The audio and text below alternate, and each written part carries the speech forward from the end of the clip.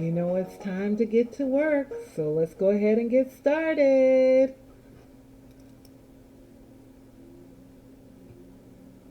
So, I have a couple of ideas that I want you to remember. We just finished solving one-step equations.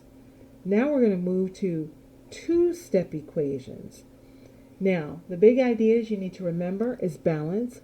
One value on one side will be the same as the value on the other. It doesn't mean that they necessarily look the same. Like these don't look the same, but this side 6 should equal 6.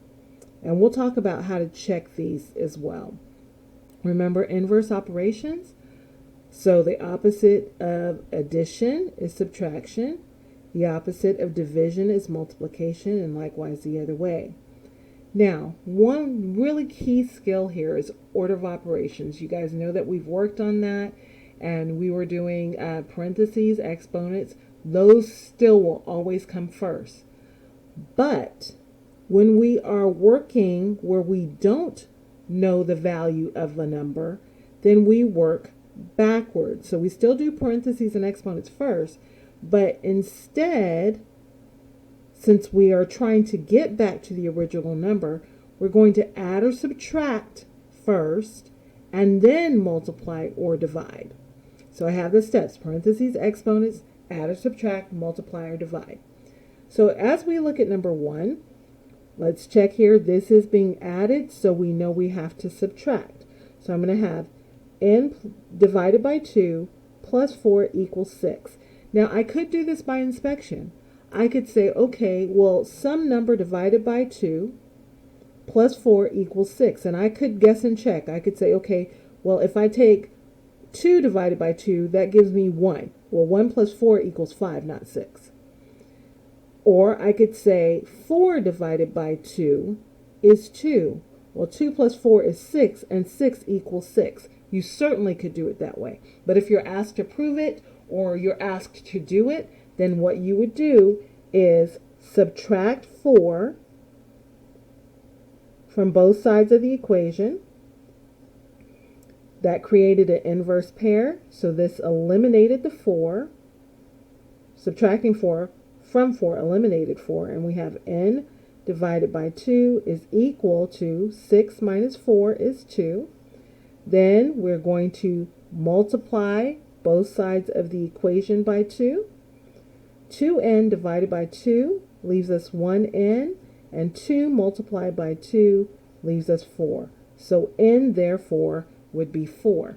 Now, we could always check it. We did it by inspection, but if we wanted to actually check it using the math, we say n is 4. So we would replace n with 4, because that's what we said it is. Divided by 2 plus 4 is equal to 6. Well, 4 divided by 2 is 2, and 2 plus 4, we want it to equal 6. Well, 2 plus 4 is 6, and 6 equals 6. Check. We're good. So let's go on to number 2. 2 says 2b minus 2 equals 4. So again, you could think by inspection. All right, what number minus 2 gives me 4? Well, you're thinking 6, right? 6. So let's put 6 off to the side here. Let's say we think that b is equal to 6. Not b is equal to 6. B is equal to 3. Because then if we said, okay, some number minus 2 gives us 4, we know that 6 minus 2 gives us 4, then 2 times some number has to give us 6. There we go. But to prove it, we've got to add 2 to both sides of the equation. 2b is equal to 6. 2 multiplied by b equals 6. So we're going to divide by whatever the coefficient is in front of the variable, which happens to be 2. 2b divided by 2 gives us b, so we've isolated b. 6 divided by 2 gives us 3. And again, we can check it. So if I take 2, I'm going to put here check. If I take 2 and I multiply it by 3, minus 2 equals 4. Well, 2 times 3 is 6, right? Minus 2 equals 4. Well, 6 minus 2 is 4, and 4 does equal 4, so we're correct.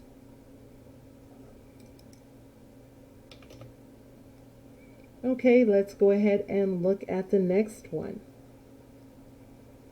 We've got 9 plus 2w equals 19. Well, even though these are switched, we're still trying to isolate w. We want w alone. So this is positive 9. The opposite or inverse operation of adding 9 is to subtract 9. And we've got positive 2w is equal to 10. 2 times some number gives me 10. We know that that would be 5, but to prove it, we're going to take 2w and we're going to divide by 2 on both sides of the equal sign. Therefore, w would be 5. So if we want to check it, we would do 9 plus 2 multiplied by 5 equals 19.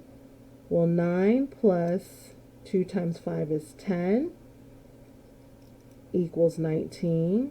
Well, 9 plus 10 is indeed 19, and 19 does equal 19. So we know we're correct on that. So we said that w is 5. Then for number 4, we've got z divided by 3, some number divided by 3 minus 2 is equal to 2. We're checking. We've got subtraction, so the opposite of that would be to add 2 on both sides of the equation. That leaves us with z divided by 3, and that equals 2 plus 2, which is 4. By inspection, I know that 12 divided by 3 is 4, but to prove it, I'm going to multiply by 3 on both sides of the equation. 3z divided by 3 leaves me z, and 4 times 3 is 12, so therefore z must equal 12. Well, I can check this by putting 12 in place of z. So 12 divided by 3 minus 2 equals 2. Well, 12 divided by 3 is indeed 4, and 4 minus 2, well, 4 minus 2 is 2, and 2 does equal 2. Check, we're O. All right, so we have y minus 1 equals 1, or y divided by 2 minus 1 equals 1. So we're going to add 1 on both sides of the equation. That gives us y divided by 2 equals 2. Going to multiply by 2 on both sides of the equation. 2y divided by 2 leaves us with 1y. Therefore, y must be 4. Number 6, we have p divided by 3 minus 2 equals 2. We're going to add 2 to both sides of the equation. We have p divided by 3. Negative 2 plus 2 eliminates. 2 plus 2 is 4. We're going to multiply by 3 on both sides of the equation. 3p divided by 3 leaves us p. 4 times 3 is 12, so p must be 12. And then for number 7, we've got 15 is equal to g divided by 2 plus 12. Now, just because we have flipped sides doesn't mean our process changes. The process is exactly the same no matter what side the two terms are on. So we're going to subtract 12 from both sides of the equation. And that leaves us 15 minus 12 is 3. is equal to g divided by 2. We're going to multiply by 2 on both sides of the equation. 2g divided by 2 leaves us g, and 2 times 3 is 6. Therefore, g has to be 6.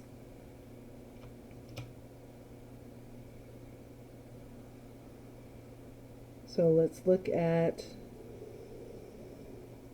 number 8, and we have 8 is equal to 2 plus 3n. Well, this is a positive 2, so I'm going to subtract 2 from both sides of the equation, and I'm left with 3n, and 8 minus 2 is 6. 3 multiplied by n means I'm going to divide by 3 on both sides of the equation. 3n divided by 3 is 1n. 6 divided by 3 is 2. Therefore, n has to equal 2. Number 9, we have 2v plus 3 is equal to 9.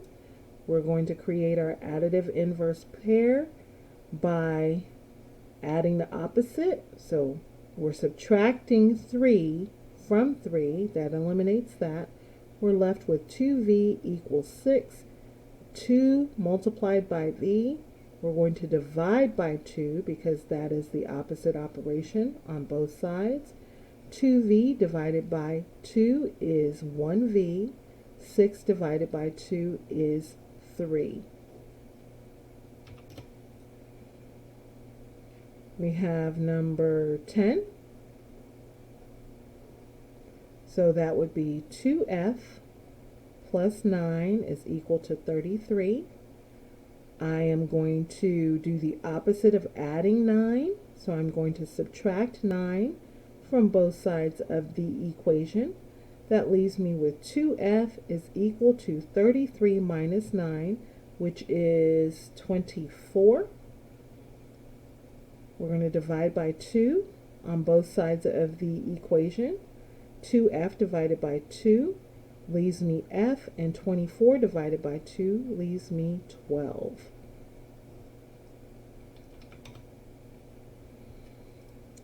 And then we've got number 11. 8z plus negative 12 equals 68. So remember, plus a negative is the same as saying subtract, right? 8z minus 12. So we're going to add 12 to both sides of the equation. And we have 8z is equal to 80. We're going to divide by 8 on both sides of the equation because that is the number that's in front of the variable. This is called the coefficient. So 8z divided by 8 leaves me z, and 80 divided by 8 leaves me 10. So z has to be 10. For number 12, we've got 34 equals some number divided by 5 plus 26. As I stated before, just because the two terms are on the right side of the equal sign as opposed to the left, we don't change the process. So we're going to subtract 26 from both sides of the equation, and 26 minus 26 eliminates to 0. And we've got t divided by 5, and 34 minus 26 is 8. We are now going to multiply by 5 on both sides of the equation, because multiplying by 5 is the opposite of dividing by 5. So 5t divided by 5 leaves us with t. 5 times 8 is 40. Number 13, we've got g divided by 10 plus 89 is equal to 95. Well, we are going to subtract 89 from both sides of the equation. And we've got g divided by 10 is equal to 6 We're going to multiply by 10 on both sides of the equation. That gives us G is equal to 60. All right, here we go. We are on our last one. So again, we have 25 plus 6p equals negative 47. We want to isolate p, so the first thing we're going to do is subtract 25 from both sides of the equation. That creates an additive inverse pair, which eliminates the 25, and then we have 6p is equal to, well, these are on the same team, so this would be negative 72. Divide by 6 on both sides of the equation.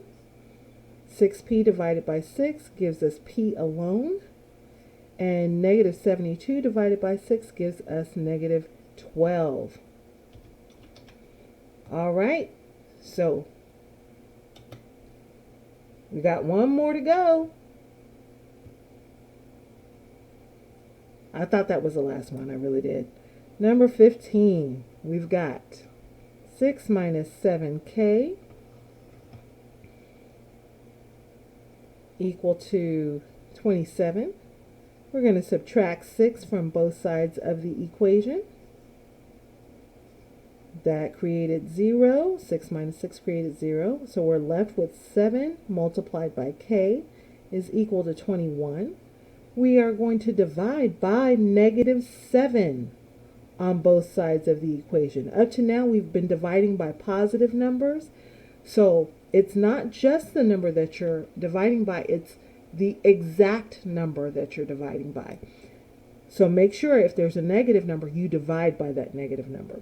So we have negative 7 divided by negative 7, which is positive 1. So negative 7k divided by negative 7 is positive k.